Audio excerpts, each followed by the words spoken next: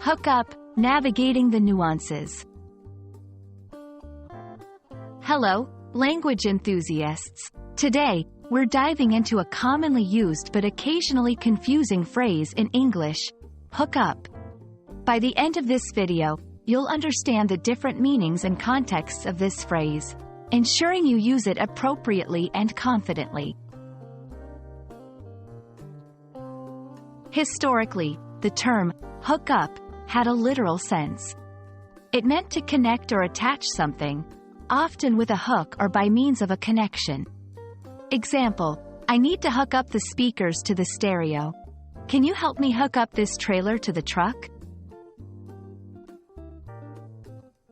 Over time, the phrase hook up has taken on a more colloquial meaning in social contexts. In these situations, it can mean 1. Meeting with someone, usually in an informal setting. 2. Engaging in casual romantic or sexual activity with someone, without necessarily establishing a committed relationship. Examples: I'll hook up with you later at the cafe. They hooked up at the party last night.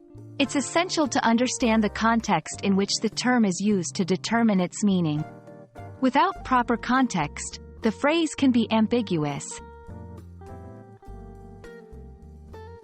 Tone and context play a pivotal role in understanding the phrase's intended meaning.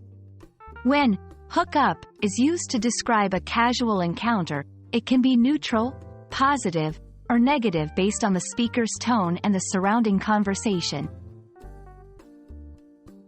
For example, neutral: did they hook up? Positive: they hooked up, and they've been inseparable ever since.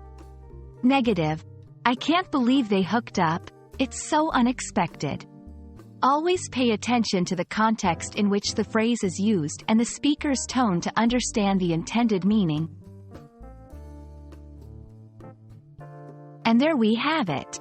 The term hook up is versatile in English, shifting from a literal connection of objects to describing social interactions.